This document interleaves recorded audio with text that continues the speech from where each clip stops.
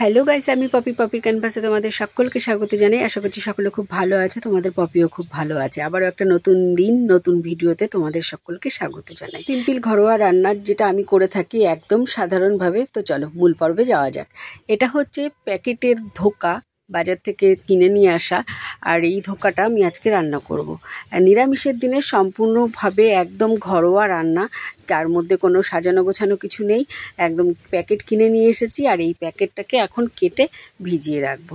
সাধারণত এই ধোকার প্যাকেটগুলোর মধ্যে নুন চিনি দেওয়া থাকে, বাট এটার মধ্যে দেওয়া নেই।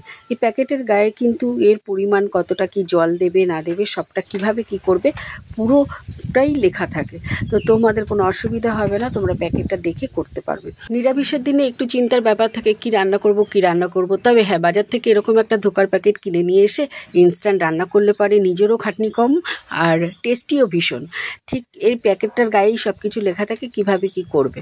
তো ভীষণই টেস্টি হয়। এটা লুচির সঙ্গেও খুব ভালো যায়, আবার ভাতের সঙ্গেও খুব ভালো যায়। এখানে মশলা করে নিয়েছি জিরের গুঁড়ো, আদা বাটা, একটু জায়িত্রীর গুঁড়ো আর নুন হলুদ দিয়ে আমি এটাকে ভিজিয়ে রেখেছি। এই মশলা আমি সবসময় একটু ভিজিয়েই রাখি, কারণ আমি গুঁড়ো মশলা ব্যবহার করি যেহেতু, সেজন্য একটু ভিজিয়ে রাখি। ভিজিয়ে রাখলে ভালো হয়। তো চলো, এবার আমি বসিয়ে দিয়েছি কড়াইতে দেখো তেল দিয়ে ওই ভিজিয়ে রেখেছিলাম প্রায় আধ ঘন্টা মতন ভিজেছিল, সেইটা দিয়ে দিলাম ধোকাটা এর মধ্যে। ভালো করে একটু কষিয়ে নেবো। যখন এটা টাইট হয়ে যাবে তখন এটাকে নামিয়ে নেবো। টাইট বোঝা যাবে যে একটু দলা পাকিয়ে এসেছে, ঠিক সেই সময় নামিয়ে নেবো। এর মধ্যে একটু হিং দিয়ে নেবো। আমি দিলাম হিং। এই বললাম না, প্যাকেটের ধোকার গায়ে সব কিন্তু দেওয়া থাকে, বাট এটার মধ্যে কিছুই দেওয়া ছিল না। যাই হোক, আমি এটার মধ্যে দিয়ে হয়ে গেছে দেখো। আর সাদা তেল মাখিয়ে রেখেছিলাম থালাটার মধ্যে, তাই থালাটার মধ্যে আমি একটু ঢেলে নিলাম। নিয়ে এবার এটাকে বসিয়ে দেবো খুন্তির সাহায্যে। বসিয়ে দিয়ে হালকা গরম অবস্থায়, মানে ঠান্ডা হবে, পুরোপুরি ঠান্ডা হওয়ার আগে আমি এটাকে কেটে নেব। পুরোপুরি ঠান্ডা হয়ে গেলে ধোকাগুলো ফেটে যাবে আর ভালো লাগবে না খেতে। অসম্ভব টেস্টি হয় এটা খেতে। বাড়িতে ছেলে মেয়েরাও খুব সুন্দরভাবে খেয়ে নেবে। খুব ভালো একটা নিরামিষের দিনের রেসিপি, কি বলবো, ভীষণই ভালো খেতে। তো ইনস্ট্যান্ট কোনো ঝামেলাই নেই। তুমি যাই হোক চিন্তা করছো যে কি করবে রান্না, নিরামিষ আজকে, কোনো অসুবিধা নেই। এই ধোকাটা ভীষণই ভালো। বললাম না, রুটি দিয়েও খাওয়া যাবে আর এদিকে ভাত দিয়েও খাওয়া যাবে। দেখছো আমি কি সুন্দর করে কেটে নিয়েছি। এগুলোকে আবার আমি একে একে সুন্দর করে ভেজে নেব, যাতে ভেঙে না যায়।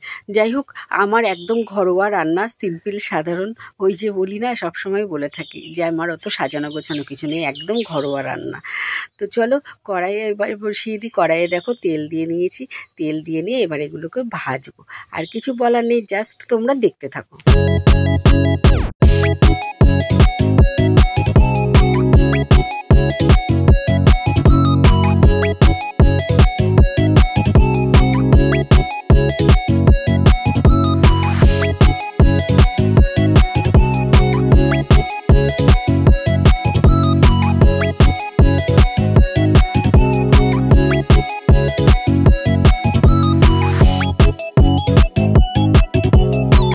আলুগুলো লাল করে ভেজে নিয়েছি। এবার তেলে দেবো তেজপাতা আর গোটা গরম মশলা, আর দেবো একটু সাদা জিরে ফোড়নে এটা দেবো, তাহলে সেন্টটা ভালো হবে।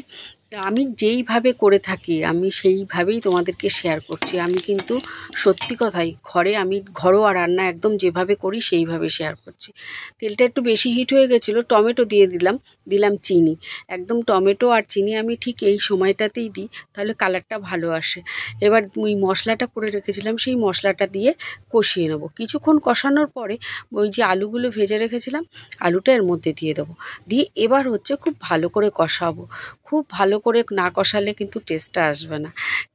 মশলা থেকে তেল ছাড়বে, কষানো ভালো হবে, তবে তো রান্নার স্বাদ আসবে, তাই না? আর হ্যাঁ, এই কষানোর সময় আমি কিন্তু এখানে আরেকটু হিংও ব্যবহার করেছি। মশলা কষানো হয়ে গেছে, আর এখানে মশলা ধোয়া জলও আমি দিয়ে দিলাম। মশলা ধোয়া জল দেবো, আর একটু জল দেবো, দিয়ে এবার এটাকে ফুটতে দেবো। ভালো করে ফুটে যাওয়ার একদম শেষের দিকে আমি এই ধোকাগুলো দিয়ে দেবো, ভেজে রাখা ধোকাগুলো। আগে দিলে হবে না, গলে যাবে। ভেজে রাখা ধোকাগুলো একদম সব শেষে দিতে হবে। দিয়ে আমি এবার একটু গরম মশলা দিয়ে দেবো, ঘি দিয়ে দেবো। হয়ে গেল আমার ঘরোয়া ধোকা, একদম খুব সিম্পলভাবে খুব তাড়াতাড়ি করে নিরামিষের দিনে একদম চেটেপুটে খাও গরম ভাতে এবং লুচির সাথে। দারুণ দারুণ, দেখো এটাই হয়েছে। তো দেখতে কেমন হয়েছে? খেতে অসম্ভব সুন্দর এবং অনেক অনেক টেস্টি হয়। তোমরা একবার করে দেখো, করে খেয়ে দেখো, করে দেখো না, করে খেয়ে দেখো। ঠিক আছে, চলো বন্ধুরা, ভিডিওটা কেমন লাগলো এতক্ষণ আমার সাথে থাকার জন্য অসংখ্য ধন্যবাদ, অনেক অনেক ভালোবাসা। ঠিক আছে, সকলে ভালো থেকো, সুস্থ থেকো, দেখা হচ্ছে আবার নতুন কোনো ভিডিওর সাথে।